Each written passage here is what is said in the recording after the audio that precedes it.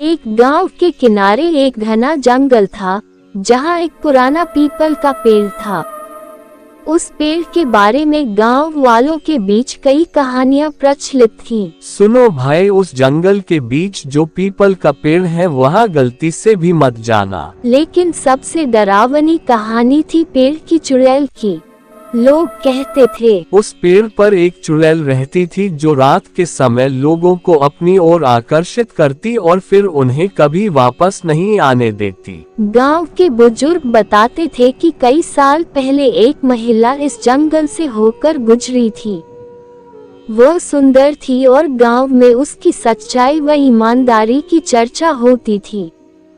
लेकिन कुछ लोगों ने उस पर झूठे आरोप लगाए और उसे समाज से बाहर कर दिया। दुखी होकर वह महिला उसी पेड़ के पास आकर बैठी और उसी रात उसकी मृत्यु हो गई। कहते हैं कि उसकी आत्मा ने चुड़ैल का रूप ले लिया और वह पीपल के पेड़ में समा गई। रात के समय लोग उस रास्ते से गुजरने से डरते थे।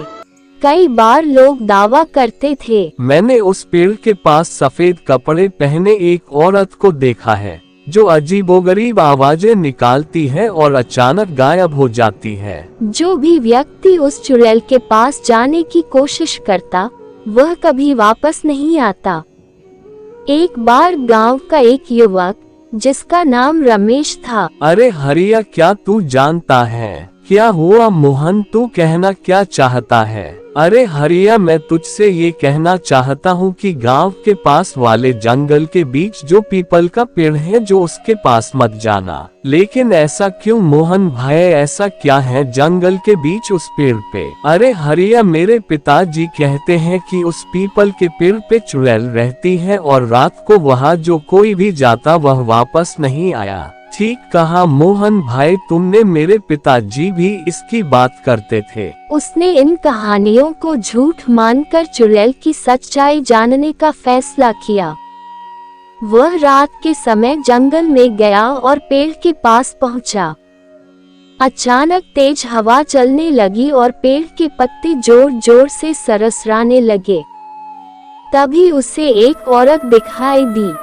वह सफेद कपड़े पहने पेड़ के नीचे खड़ी थी। हाँ, कौन हो तुम? पहले तुम्हें इस गांव में कभी नहीं देखा। चुड़ैल जी, मुझे छोड़ दो। मैं इस गांव में नया हूँ और मेरा नाम रमेश है। हाँ, मेरे मन को जो भाया, मैं इंसानों को कच्चा काट के खाया। हाँ। चुड़ैल जी, मैं आपके बारे में जानता हूँ। क्या तू मेरे बारे में क्या जानता है? यही कि आपके साथ जो कुछ भी हुआ वह गलत था। मेरे साथ जो कुछ हुआ वह अच्छा हुआ, तभी तो आज मैं तुमको खाऊंगी। हाँ। मेरे मन को रमेश भाया, मैं उसको कच्चा काट के खाए। हाँ, तुझको अब कोई मुझसे नहीं बचा सकता है। हाँ। और रमेश की ओर चुड़ैल बढ़ने लगी।